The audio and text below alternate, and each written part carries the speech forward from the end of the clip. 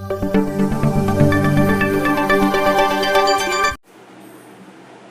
Friends, आज आपण या व्हिडिओमध्ये इयत्ता 8वी विषय सामान्य विज्ञान प्रकरण पहिले सजीव सृष्टी व सूक्ष्मजीवांचे वर्गीकरण या प्रकरणाचा स्वाध्याय सोडवणार आहोत. आपण जर या चॅनलवर नवीन असाल किंवा चॅनल सबस्क्राईब केलं नसेल तर चॅनल सबस्क्राईब करा, लाईक करा, शेअर करा. प्रश्न पहिला. जीवाणू, आदिजीव, कवके, शैवाल, आदिकेंद्रकी, दृश्यकेंद्रकी, सूक्ष्मजीव यांचे वर्गीकरण विटाकर पद्धतीने मांडा. यांचे वर्गीकरण विटाकर पद्धतीने मांडा. जीवाणू, आदिजीव, कवके, शैवाल, आदिकेंद्रकी, दृश्यकेंद्रकी, सूक्ष्मजीव यांचे आपल्याला वर्गीकरण विटाकर पद्धतीने मांडायचे आहे. चला तर मग या प्रश्नाचे उत्तर बघूया. उत्तर: जीवाणू, सृष्टी मोनेरा. सृष्टी मोनेरा. दुसरं आदिजीव, सृष्टी प्रोटिस्टा. शैवाल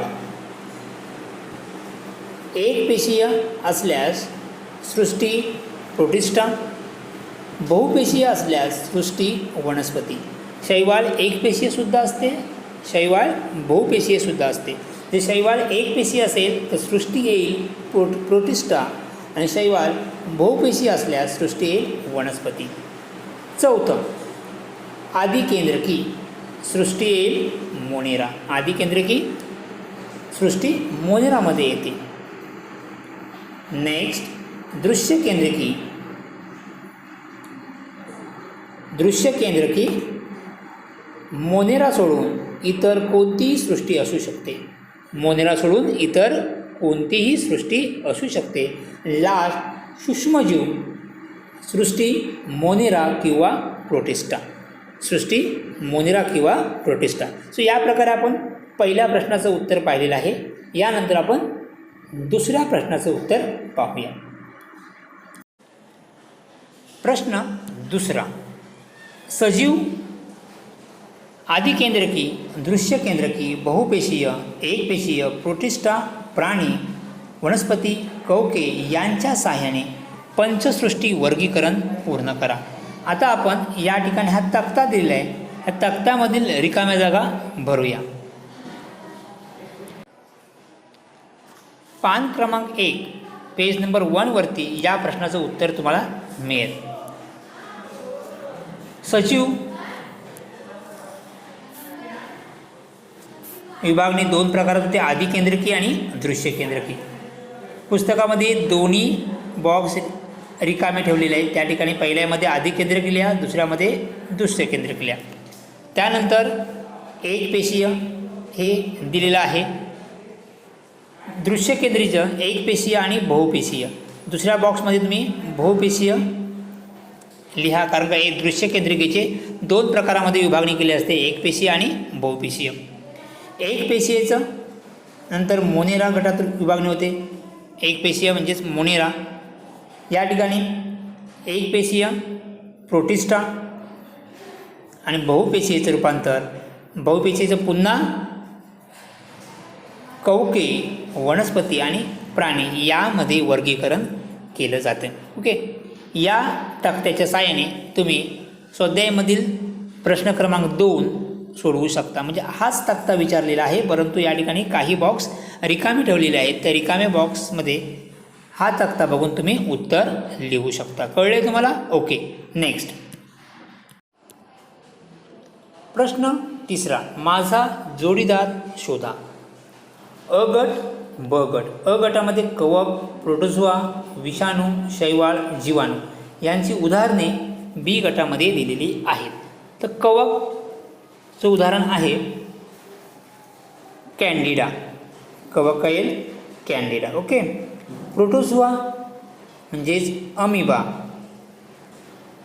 ओके. नेक्स्ट विषाणू बॅक्टेरियोफेज. फेज. ओके. नेक्स्ट शैवाल क्लोरेल्ला. शैवालचं उदाहरण काय? क्लोरेल्ला. नेक्स्ट जीवाणू आदिकेंद्रकी. जीवाणू काय? आदिकेंद्रकी. सो या प्रकारे तुम्ही जोडीदार लिहू शकता. लिहिताना काय लिहायचं? कवक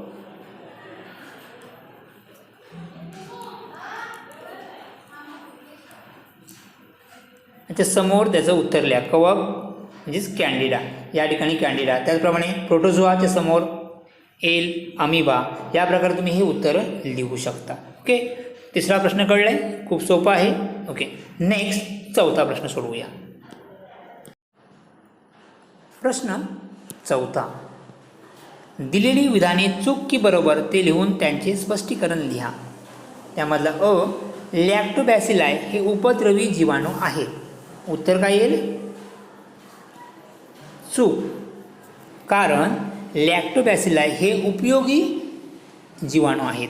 लॅक्टोबॅसिलाई हे उपयोगी जीवाणू आहेत, कारण का दुधाचे दही बनवण्यासाठी लॅक्टोबॅसिलाई या जीवाणूंचा वापर होतो, किंवा इतर दुग्धजन्य पदार्थ बनवण्यासाठी लॅक्टोबॅसिलाई यांचा उपयोग होतो. कळलंय? नेक्स्ट आ, कवकांची स्पेसिभित्तिका कायटिनपासून बनलेली असते. हे उत्तर बरोबर आहे.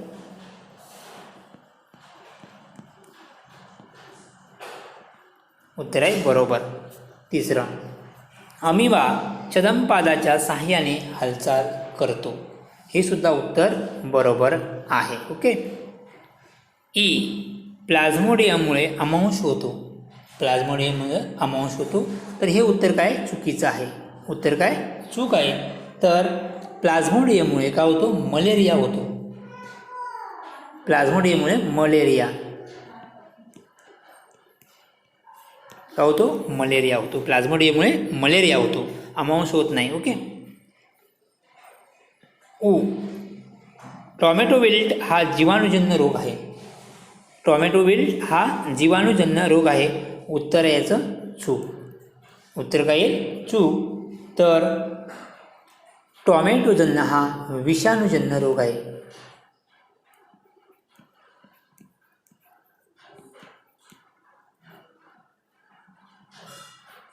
टॉमॅटो विल्ट हा विषाणूजन्य रोग आहे. कळलंय? ओके.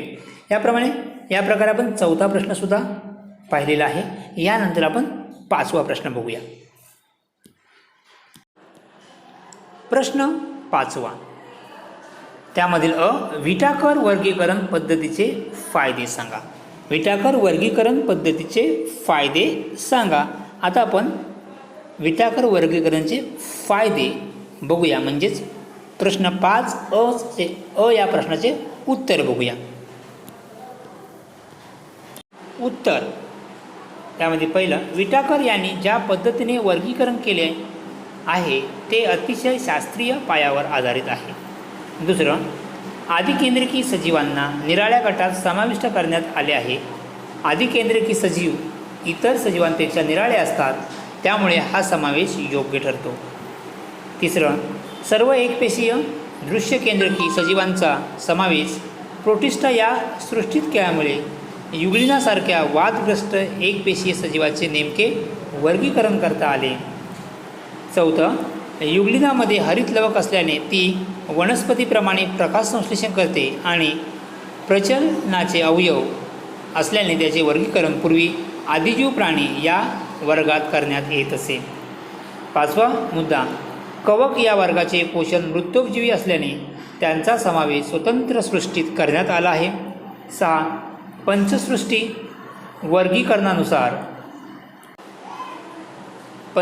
वर्गीकरणानुसार पोषण पद्धती, पेशी संघटन, जीवन पद्धती आणि वर्ग अनुवांशिक संबंध या बाबी लक्षात घेतल्या जातात.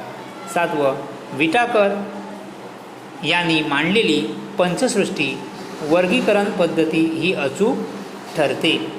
हे आहेत विटाकर वर्गीकरण पद्धतीचे फायदे. नेक्स्ट आपण यापुढील प्रश्नाचे उत्तर बघूया. प्रश्न 5वा, त्यामधील दुसरा प्रश्न म्हणजे आ, विषाणूंची वैशिष्ट्ये लिहा. आता आपण विषाणूंची वैशिष्ट्ये बघूया. पान नंबर 4वरील हे पूर्ण उत्तर तुम्ही लिहू शकता. विषाणूंचा आकार सुमारे 10 नॅनोमीटर ते 100 नॅनोमीटर आकार आणि नंतर हे सर्व पॉईंट हे आहेत विषाणूंची वैशिष्ट्ये. म्हणजे पूर्ण उत्तर तुम्ही विषाणूंची वैशिष्ट्ये म्हणून उत्तर लिहू शकता. पुस्तकातले पेज नंबर 4वरील हे उत्तर तुम्ही लिहू शकता. कळले? ओके. नेक्स्ट यापुढील प्रश्नाचे उत्तर आपण बघूया.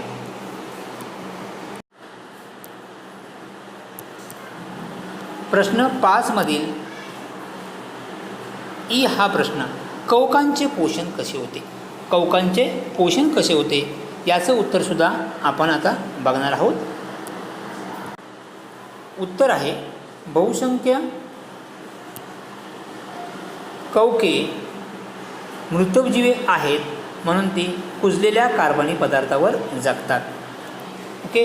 बहुसंख्य कवके मृतोपजीवी आहेत, कवके कुजलेल्या कार्बनी पदार्थावर जगतात. उत्तर कळले तुम्हाला? ओके. पेज नंबर 3वरती उत्तर हे आहे. नेक्स्ट प्रश्न 5वा, त्यामधील ई हा उपप्रश्न, मोनेरा या सृष्टीमध्ये कोणकोणत्या सजीवांचा समावेश होतो? मोनेरा या सृष्टीमध्ये कोणकोणत्या सजीवांचा उपयोग होतो? उत्तर, मोनेरा या सृष्टीमध्ये कोणकोणत्या सजीवांचा समावेश होतो असा प्रश्न आहे. उत्तर, त्यामध्ये पहिलं, मोनेरा या सजीवसृष्टीतील सर्व सजीव एकपेशीय असतात. मोनेरा या सजीवसृष्टीतील सर्व सजीव एकपेशीय असतात. दुसरं, त्यांच्या स्वयंपोषी किंवा परपोषी अशा दोन्ही प्रकारच्या पोषण पद्धती आढळतात. तिसरं, हे सर्व सजीव आदिकेंद्रकी असून त्यांच्यात पटलबद्ध केंद्रक किंवा पेशी अंगके नसतात.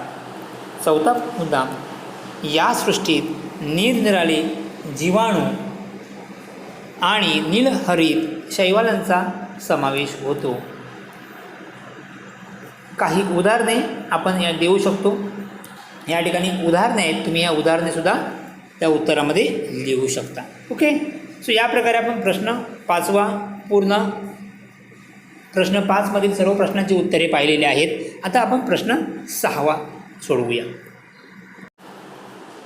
प्रश्न 6वा, ओळखा पाहू मी कोण? ओळखा पाहू मी कोण? मला केंद्र, प्रद्रव्यपटल किंवा पेशी अंगके नसतात. तर उत्तर येईल, याचं उत्तर काय येईल? मोनेरामधील सजीव.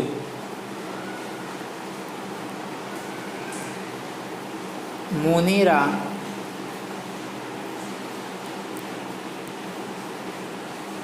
मधील सजीव. ओके. उत्तर येईल मोनेरामधील सर्व सजीव. हा उपप्रश्न, मला केंद्र, प्रद्रव्यपटलयुक्त पेशी अंगके असतात. उत्तर येईल प्रोटिस्टामधील आदिजीव.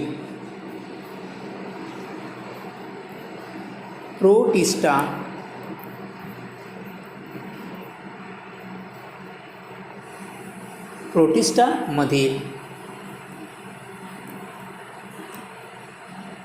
आदिजीव. हे कोणतं उत्तर? सेकंडचं, आचं उत्तर. त्यानंतर ई हा उपप्रश्न. मी कुजलेल्या कार्बनी पदार्थावर जगते. मी कुजलेल्या कार्बनी पदार्थावर जगते. याचं उत्तर येईल बुरशी किंवा बुरशी. याचं उत्तर काय येईल? उत्तर येईल बुरशी.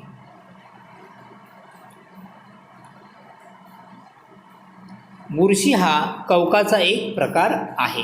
कळले? त्यानंतर ई हा प्रश्न, माझे प्रजनन बहुधा द्विखंडाने होते.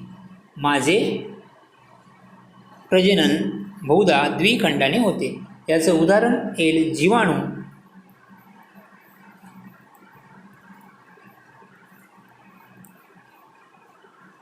किंवा काही आदिजीव,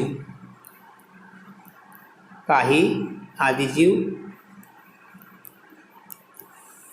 काही आदिजीवांचे सुद्धा प्रजनन द्विखंडाने होते, जीवाणू आणि काही आदिजीव. नेक्स्ट त्यातलं उ हा.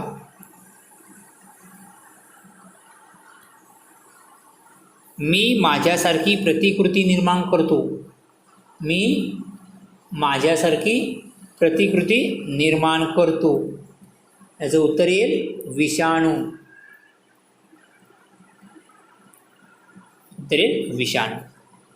उ माझे शरीर निरावयवी आहे व मी हिरव्या रंगाचा आहे. मी हिरव्या रंगाचा आहे. उत्तर येईल शैवाल. उत्तर काय येईल? शैवाल. ओके, कळलंय? सहाव्या प्रश्नाचं उत्तर तुम्हाला कळलं असेलच. आता आपण 7व्या प्रश्न बघूया. 7वा प्रश्न आहे अचूक आकृत्या काढून नावे द्या. अचूक आकृत्या काढून नावे द्या. त्यातली पहिली आकृती आहे जीवाणूंचे प्रकार. जीवाणूंचे प्रकार.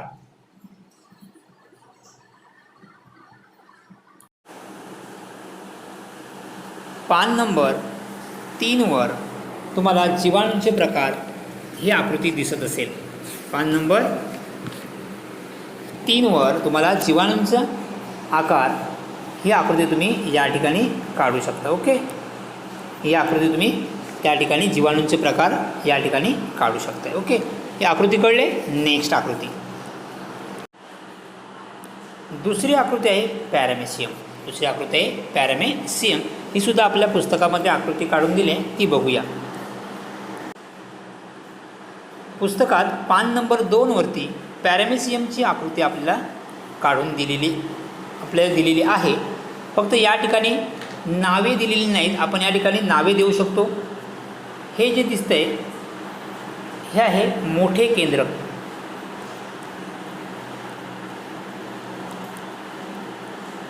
मोठे केंद्रक.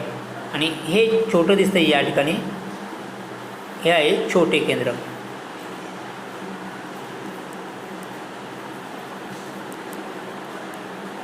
कळलं आहे तुम्हाला पॅरामेसियमची आकृती? ओके, यानंतर आपण याच प्रश्नामध्ये तिसरी आकृती बघूया. प्रश्न 7 मधील तिसरी आकृती बॅक्टेरियोफेज. बॅक्टेरियोफेजची आकृती आपल्याला पुस्तकात दिलेली नाही. ओके, परंतु आपण बॅक्टेरियोफेजची आकृती बघणार आहोत आणि तिला नावे देणार आहोत. बघूया बॅक्टेरियोफेजची आकृती. या प्रकारे तुम्ही बॅक्टेरियोफेजची आकृती काढू शकता आणि या आकृतीला नावे देऊ शकता. ओके,